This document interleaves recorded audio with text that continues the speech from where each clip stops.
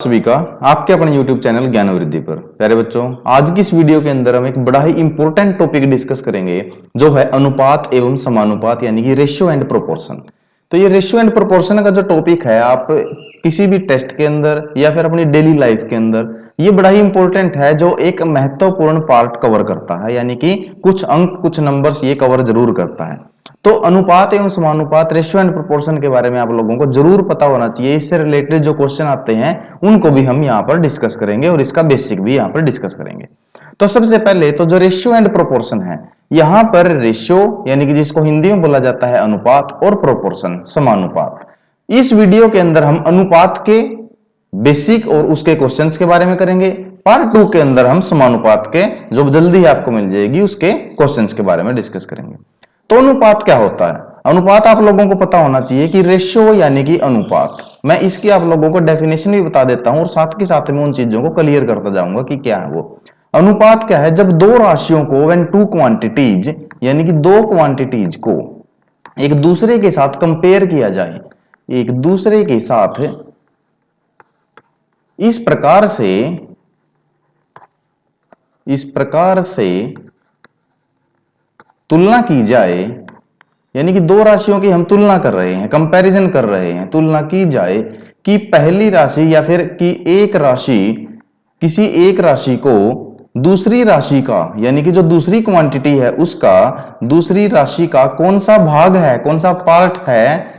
तो ये इस प्रकार सा जब कंपैरिजन किया जाता है, कौन सा पार्ट है, तो उसको, या फिर कितने गुना है, या फिर कितने, हाउ मेनी टाइम्स, या फिर कितने गुना है, तो उसको क्या बोला जाता है? इस प्रकार के कंपैरिजन को, इस कंपैरिजन को ही क्या बोला जाता है? रेशियो बोला जाता है, यानी कि आपको बोला जाता है अनुपात। इस कंपैरिजन को ही रेशियो या फिर अनुपात के रूप में जाना जाता है।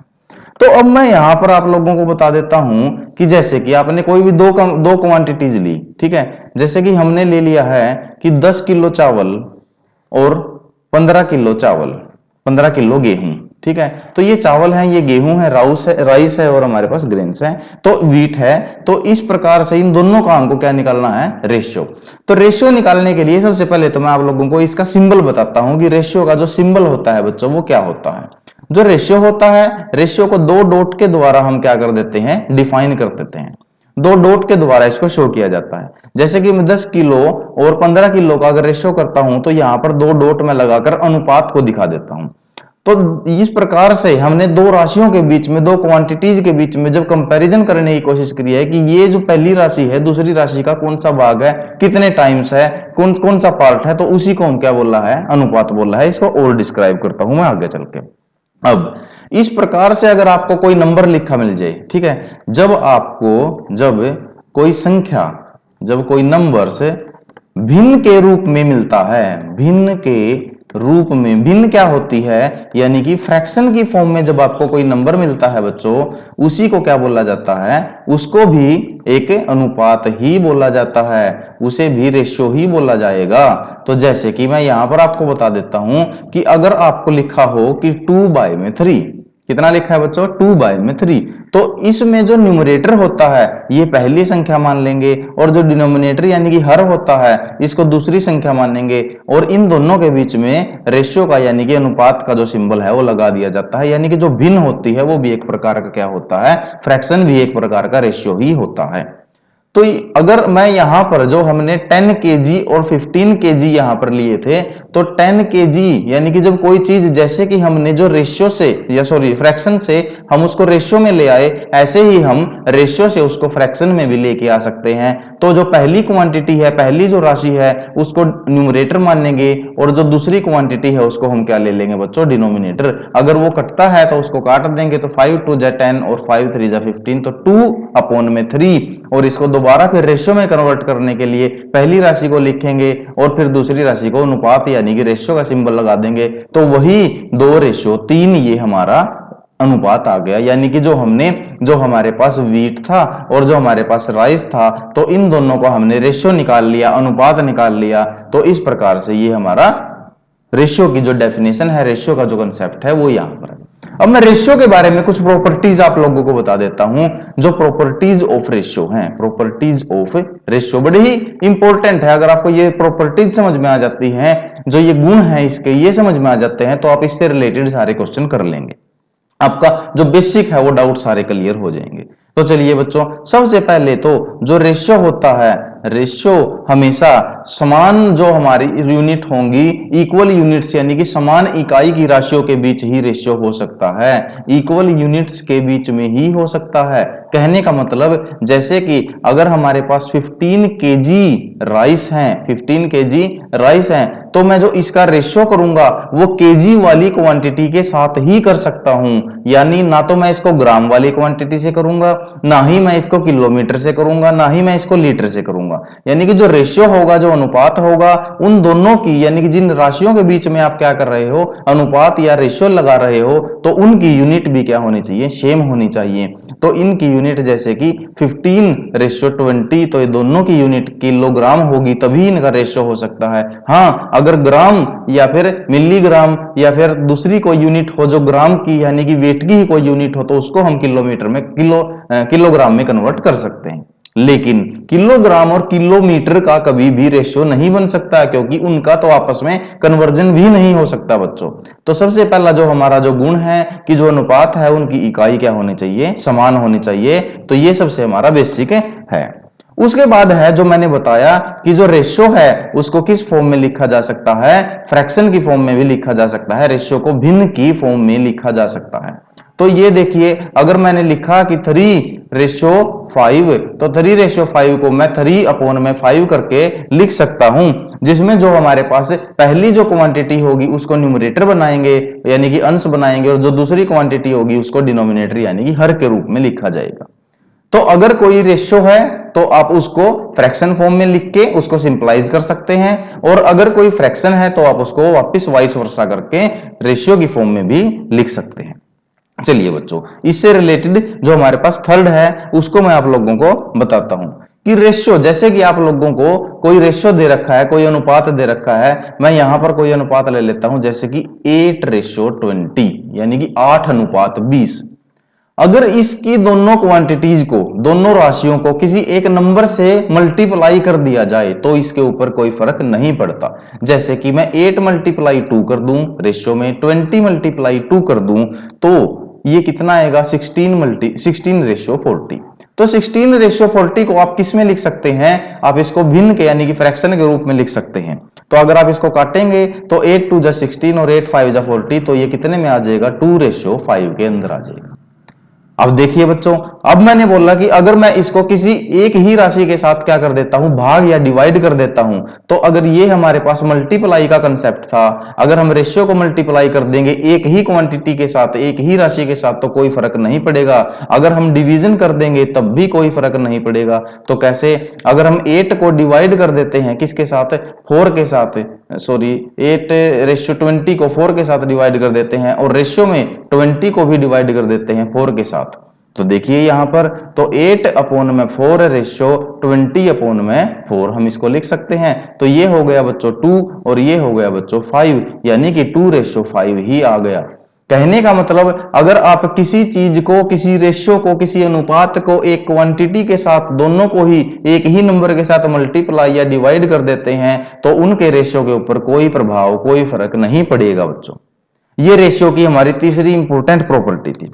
उसके बाद मैं जो पांचवी प्रॉपर्टी आपको बता रहा हूं वो भी बड़ी इंपॉर्टेंट है कि रेशियो की कोई इकाई नहीं होती, रेशियो की कोई यूनिट नहीं होती, यूनिट लेस होता है, रेशियो की कोई यूनिट नहीं होती, क्योंकि मैंने बताया जो अनुपात होता है वो हमेशा एक सेम यूनिट के जो नंबर्स होंगे उन्हीं के बीच में हो सकता है। जैसे कि मैंने अनुपात बताया आपको कि हमारे पास अनुपात है 20 किलोमीटर अनुपात 50 किलोमीटर।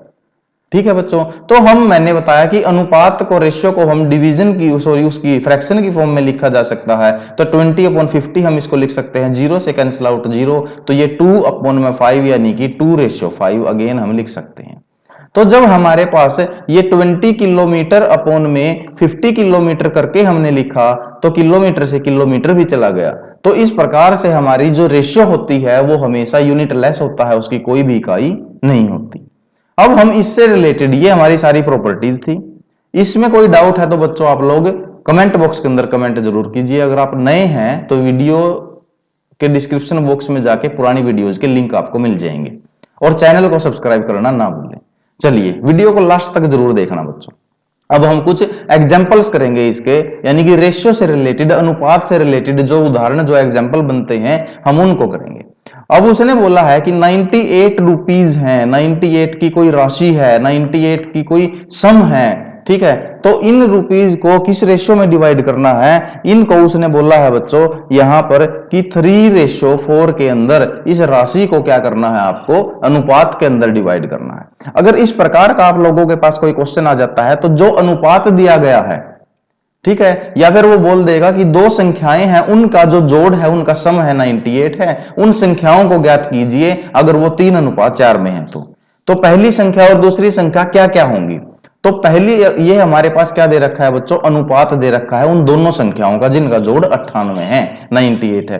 तो पहले तो आपको जो अनुपात है उसको जोड़ देना है, तो कुल अनुपात, तो कुल अनुपात जब आप करेंगे, टोटल रेशियो करेंगे, तो 3 + 4 = 7 आ जाएगा आप लोगों के पास।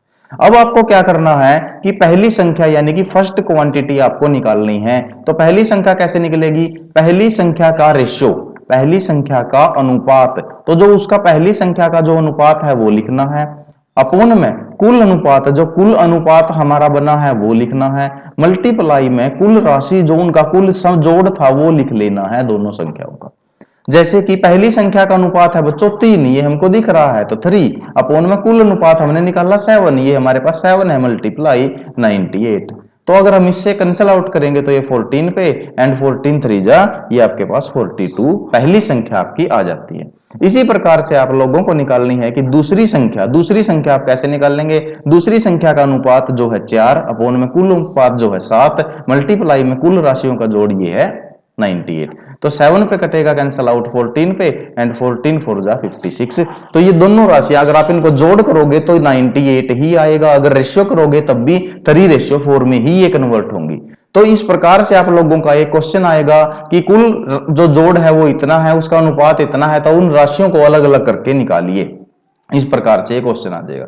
जैसे कि मेरे पास एक और क्वेश्चन है इसी का कि कुल जो राशि है, जो कुल अमाउंट है वो कितने रुपए का है, 1800 रुपए का है। कितने रुपए का है बच्चों, 1800 रुपए का है। और 1800 रुपए की जो अमाउंट है उसको राम, श्याम तथा मोहन के अंदर, राम श्याम और मोहन के साथ किस रेशियो में, राम श्याम और मोहन का जो रेशियो रहेगा वो 2:3:4 का रहेगा।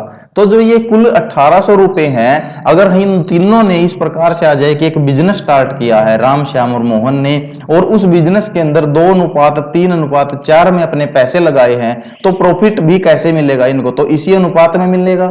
तो इस अनुपात में जब मिलेगा तो कितना मिलेगा, कितनी राशि उनकी लगी हुई है, तो इस प्रकार से आप लोगों को करना है।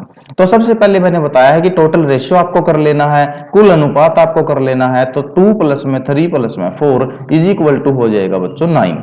तो अब आपको निकालना है कि राम का भाग, राम का भाग कितना है इसके अंदर, यानी कि राम का पार्ट कितना है। तो राम का जो रेशियो है सबसे पहले तो वो लिखिए, तो राम का रेशियो 2 है, अपोन में टोटल रेशियो 9 है, मल्टीप्लाई जो कुल क्वांटिटी है वो लिख लेना है। तो 9 से ये कैंसल आउट होगा 200 पर, तो राम के पैसे आ गए बच्चों 400 रुपए। तो राम ने लगाए हैं इसके अंदर 400 रुपीज।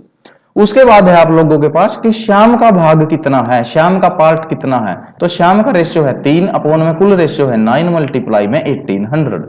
तो 9 से ये कैंसल आउट होके 200 आ गया, और तो 600 इन दोनों का आ गया। तो 600 रुपए लगे हैं बच्चों किसके, श्याम के। उसके बाद मोहन का भाग कितना है, वैसे भी मोहन का भाग तो आप इन दोनों को अगर प्लस कर दें और टोटल क्वांटिटी में से घटा दें तब भी निकल सकता है। यानी कि अगर 400 राम के लगे हैं, 600 श्याम के लगे हैं, तो 1000 रुपए लग गए, तो मोहन के तो 800 रुपए ही आने हैं बच्चों। फिर भी हम रेशियो की हेल्प से निकाल के देख लेते हैं। तो मोहन का जो भाग होगा, मोहन का रेशियो 4 है, अपोन में टोटल 9 रेशियो है, अपोन में मल्टीप्लाई में 1800। तो 9 से कैंसिल आउट हो गए 200 पर, तो ये देखिए 800 रुपए किसके आ गए हैं, मोहन के। तो इस प्रकार से भी कोई क्वेश्चन आता है तो अलग अलग राशियां, अलग अलग पार्ट, अलग अलग प्रॉफिट, ये इस प्रकार से आप लोग उसको निकाल सकते हैं। बड़ा ही बेसिक तरीका है। अब मैं आपको बताऊंगा कि किन्हीं दो राशियों को रेशियो में कैसे कन्वर्ट किया जाता है, उसको भी मैं बताऊंगा। और उसमें भी एक ऐसा एग्जांपल लेंगे जिनकी जो यूनिट होगी, जो इकाई होगी, वो अलग अलग होगी। जैसे कि ₹7 और 70 पैसे को, ₹7 और 70 पैसे को हमने किस में कन्वर्ट करना है, अनुपात में कन्वर्ट करना है, रेशियो में कन्वर्ट करना है। एक ये एग्जांपल आएगा हमारे पास। देखिए बच्चों, पहले तो मैंने बताया कि रुपए हैं, तो रुपए को रुपए में ही अनुपात लिया जा सकता है, रुपए के साथ कभी किलोमीटर या किलोग्राम नहीं आ सकता। तो ₹7 और 70 पैसे हैं, तो सबसे पहले या तो 70 पैसे को आप रुपए में कन्वर्ट कर लीजिए या ₹7 को पैसे में कन्वर्ट कर लीजिए। यूनिट यानी कि इकाई दोनों की सेम ही बनानी पड़ेगी। तो ₹1 के अंदर कितने पैसे होते हैं, 100 पैसे होते हैं। तो ₹7 के अंदर कितने पैसे होंगे बच्चों, तो ₹7 के अंदर हमारे पास होंगे 700 पैसे। तो हमने यहां पर पैसे में कन्वर्ट कर लिया है। तो अब हमारे पास क्या हो गया कि 700 पैसे का जो हमने रेशियो करना है वो 70 पैसे के साथ करना है। तो ये रेशियो अब हमारे पास हो जाएगा। तो हम रेशियो को हम किस में कन्वर्ट कर लेते हैं, फ्रैक्शन में। तो 10 से 10, तो 7 पे ये 10 पे कैंसिल आउट हो जाएगा।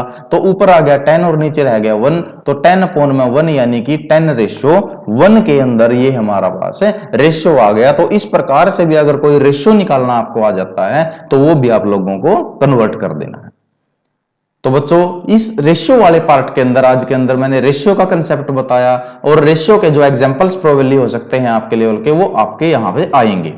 ठीक है, तो अगर वीडियो को आपने अच्छी लगी है तो लाइक कीजिए। अंत तक देखने के लिए आपका बहुत बहुत धन्यवाद। और चैनल पे अगर नए हैं तो सब्सक्राइब करना ना भूलें। शेयर कीजिए बच्चों, अगर कोई डाउट है तो कमेंट कीजिए। मिलते हैं नेक्स्ट वीडियो में प्रोपोर्शन के साथ, समानुपात के साथ। तब तक thank you so much. Practice करते रहिए बच्चों।